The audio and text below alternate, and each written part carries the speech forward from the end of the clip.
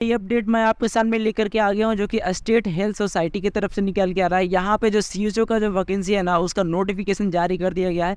इस नोटिफिकेशन में मैं आपको ये चीज़ बताने वाला हूँ कि आपका इसका क्वालिफिकेशन क्या लगने वाला है, इसका एज क्राइटेरिया होगा, कब से कब तक आप इसको ऑनलाइन कर पाओगे, क्या क्या डॉक्यूमेंट इसमें लगेगा, कितनी आपकी सैलरी होगी। तो इस वीडियो में मैं आपको पूरा डिस्कशन करके एक बताने वाला हूँ कि आपका फॉर्म को फिलअप करने से पहले क्या क्या डॉक्यूमेंट आपको बनवा लेनी चाहिए। तो वीडियो अगर आपको पसंद आए तो वीडियो को लाइक करिएगा, साथ ही साथ वीडियो को अपने दोस्तों में शेयर करिएगा कि ताकि और भी लोगों को जानकारी मिल सके। तो आइए फ्रेंड्स, वीडियो को स्टार्ट करते हैं। तो वीडियो को स्टार्ट करने से पहले एक छोटा सा निवेदन है कि अगर आप हमारे चैनल पर नए हैं तो हमारे चैनल को लाइक चैनल सब्सक्राइब जरूर करें ऐसे यूज़फुल जानकारी के लिए। तो आ जाते हैं सीधे हम लोग इसके नोटिफिकेशन पे आने के बाद देखिए फ्रेंड्स, यहाँ पे आपको मिल जाएगा स्टेट गवर्नमेंट की तरफ से state health society Bihar, advertisement number आपको 5/2024 मिल जाएगा। ये जो वैकेंसी होने वाली है ना, ये स्पेशल रिक्वायरमेंट ड्राइव चलाया जा रहा है, जो कि बैकलॉग वैकेंसी है ये, जिस मतलब कि कम आप नीचे स्क्रॉल करेंगे देखेंगे इसमें सैलरी आपको बहुत अच्छी मिल जाती है। सबसे पहले हम सैलरी की बात कर लें। देखिए यहाँ पे दर्शाया भी गया आपको कि सैलरी कितने मिलेगी। तो 32,000 से लेकर के 40,000 तक आपको सैलरी पर मंथ मिलने वाली है। ठीक है, थोड़ा सा इसको नीचे स्क्रॉल करेंगे, यहाँ पे category wise total number of seats as per current reservation policy of government of Bihar. मतलब यहाँ पे करंट रिजर्वेशन पॉलिसी के तहत यहाँ पे डिस्ट्रिक्ट वाइज जो है सीट को कैटेगरी वाइज जो है सीट को निकाल दिया गया है। तो ईबीसी का यहाँ पे 1345 पोस्ट होने वाले हैं। ईबीसी एफ मतलब फीमेल के लिए 331 पोस्ट होने वाले हैं।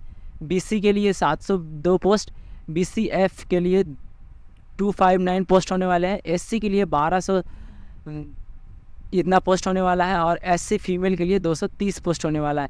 एसटी की बात करें तो 95 पोस्ट, एसटी फीमेल की बात करें तो 36 पोस्ट, ईडब्ल्यूएस में आपका 145 पोस्ट और ईडब्ल्यूएस एफ में आपका 78 पोस्ट। कुल टोटल मिलाकर के 4500 सीटें इसमें निकाली गई है। इसकी एलिजिबिलिटी क्राइटेरिया की बात करें तो देखिए यहाँ पे एलिजिबिलिटी में क्या क्या दिया गया है। एसेंशियल क्वालिफिकेशन में जो आपका लगने वाला है ना, BSc nursing with successful completion of 6 month integrated courses आपका यहाँ पे लगने वाला है। मतलब यहाँ पे देखिए बताया गया है कि जो आपका नर्सिंग काउंसिल रिक्वायर्ड इंस्टीट्यूट और यूनिवर्सिटी फ्रॉम एटॉमिक ईयर 2020। ठीक है, आपको ये चीज़ समझ लेना चाहिए कि आपको जो 6 मंथ पहले का फॉर्म जिस समय ये नोटिफिकेशन निकला या फॉर्म का डेट जिस समय निकला, उससे आपका 6 मंथ के पहले का आपका ये फाइनल होना चाहिए, क्योंकि आपका इसमें सर्टिफिकेट भी मांगा जाएगा फॉर्म को फिलअप करते समय। यहाँ पे और करके यहाँ पे 2-3 क्वालिफिकेशन दिए गए हैं। अगर आप बीएससी नर्सिंग से ऊपर आप यहाँ पे कर रखे हैं एएनएम जीएनएम, देखिए यहाँ पे BSc nursing, post basic BSc nursing, general nurse and midwifery GNM, past candidate भी have completion certificate courses in community health through IGNOU से भी अगर आपका है तो भी चलेगा, या तो फिर आप अदर स्टेट के public health department medical university वगैरह से ले रखे हैं तो भी आप यहाँ पे फॉर्म को फिलअप कर सकते हैं, आप इसके लिए एलिजिबल हैं। ठीक है, इसको आप थोड़ा सा नीचे स्क्रॉल करोगे तो इसका जो जब ऑनलाइन स्टार्ट होगा ना, देखिए इसका लिंक प्रोवाइड यहीं पे करवा दिया गया है और टर्म कंडीशन आपका प्रोवाइड करवा दिया गया है। आप टर्म कंडीशन पढ़ भी सकते हैं, नहीं तो टर्म कंडीशन तो पढ़ने की ज़रूरत नहीं होती है, ज़्यादातर लोग बिना पढ़े टिक कर देते हैं, तो आपको भी कर देना होगा। यहाँ पे आप देखेंगे इसका वेबसाइट का लिंक दे दिया गया है, इसका एक्टिवेशन का लिंक यहाँ पे फ्रेंड्स बताया गया है। Online application and fee submission start date and time 1/7/2024 से 10 बजे सुबह से यह स्टार्ट कर दिया जाएगा, और इसका जो लास्ट डेट होगा online application and fee submission in date and time 21/7/2024 6 बजे शाम तक आप इस फॉर्म को फिलअप कर सकते हैं। इसका डेट एंड टाइम के बीच में आपको इस फॉर्म को फिलअप कर लेना है।